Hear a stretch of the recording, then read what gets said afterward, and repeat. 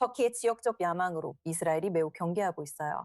이스라엘의 신베트는 지난 1년 동안 터키에 기반을 둔 하마스 조직원들이 지시한 수십 건의 웨스트뱅크 공격 계획을 저지했어요. 하마스가 터키를 통해 조직원 모집, 자금 이동, 웨스트뱅크 테러 세포 구축을 지원한다는 주장입니다.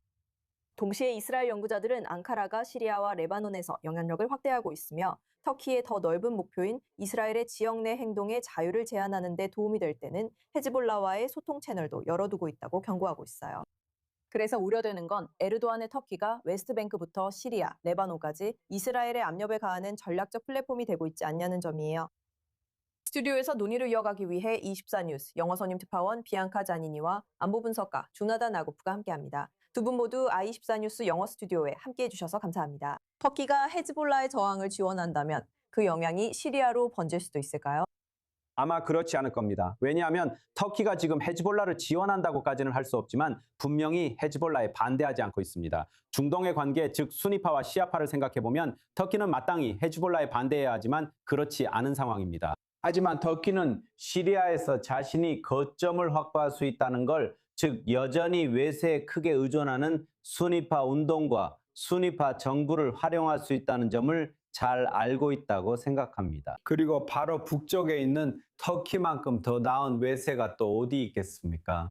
저는 헤즈볼라가 다시 시리아로 돌아올 것 같지는 않습니다. 그들은 우호적인 시리아 정권이 필요하지만 현재는 없습니다. 그들은 훨씬 더 강한 이란이 필요합니다. 최근 몇 주 동안 양해각서 때문에 이란이 강해지긴 했지만 여전히 예전처럼 중동 전체나 적어도 중동의 일부를 통제하고 있지는 않습니다. 하지만 터키는 분명히 시리아에서 거점을 확보하고 있습니다. 그리고 물론 그것은 이스라엘에게 매우 우려스러운 일입니다. 터키는 지리적으로 보면 우리 북쪽으로 꽤 멀리 떨어져 있습니다.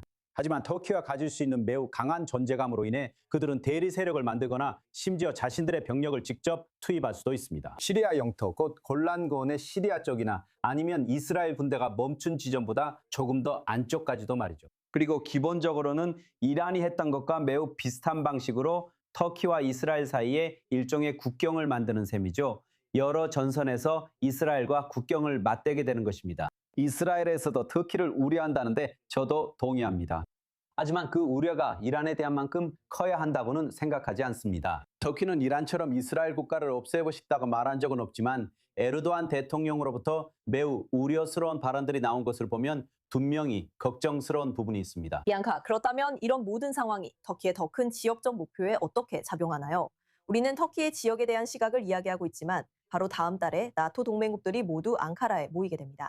터키는 중동 문제에서 나토 동맹국들에게 무엇을 기대하나요? 터키는 동맹국들에게 꽤 명확한 거래 조건 목록을 가지고 있어요. 나토 정상회담은 단순히 개최하는 것만이 아닙니다. 이것은 사실 터키의 힘과 영향력이 동맹 내에서 커지고 있다는 외교적 무대를 마련하는 데 관한 것입니다. 터키의 홍보 책임자가 나와서 터키가 터키축을 만들고 있다고 말했습니다.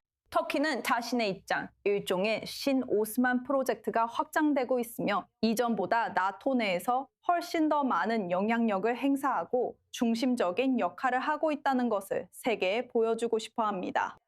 터키가 나토에 무엇을 요구할 것인가에 관해서는 우리가 본 것 중 하나는 터키가 이스라엘과의 모든 협력이나 향후 협력, 어떤 교류도 반복적으로 차단하고 거부해왔다는 점입니다. 이제 그 부분에 대해 압박을 가하기 시작할 것입니다. 하지만 그 부분에서는 큰 변화가 일어나지 않을 것입니다. 다른 나토 회원국들로부터 분명한 거절을 받게 될 것이지만 이미 이런 신경전과 압박이 진행되고 있는 상황입니다. 또한 시리아와 이라크에서 쿠르드 무장 세력을 무력화하기 위해 자유롭게 행동하기를 원합니다. 아마도 그런 방향으로 흘러갈 가능성이 높습니다. 미국은 터키가 그 문제를 더 많이 다루도록 한 발 물러설 것으로 보입니다. 또한 서방 방위 공급망에 접근하기를 원합니다. 그 부분은 좀 더 복잡합니다. 유럽인들은 그 부분에 더 강하게 반대하겠지만 어느 정도는 얻어낼 수도 있습니다. 하지만 주로 서방의 중동 내 활동과 작전에 있어서 한문 역할을 하며 자신을 리더로 자리매김하고 싶어 합니다. 본질적으로 중동에 대한 나토의 초점에서 자신이 중심이 되기를 원하며 실제로 그렇게 될 것입니다. 조너선, 그럼 이 이야기를 다시 서한지구에서 벌어지고 있는 일로 돌려보죠. 터키가 하마스를 지지하고 실제로 하마스를 받아들이고 있으며 헤즈볼라의 저항도 지원하고 있습니다. 이 모든 게 서한지구 테러 조장에 어떻게 영향을 주나요? 분명히 그렇습니다. 왜냐하면 터키는 이스라엘이 테러 세포로 간주하는 서한지구 내 조직에 먼저 자금을 지원하고 있기 때문입니다. 터키는 하마스에 대한 강력한 지지를 외교적으로든 군사적으로든 재정적으로든 숨기려 한 적이 전혀 없습니다. 그리고 가장 먼저 자금을 지원하고 있습니다.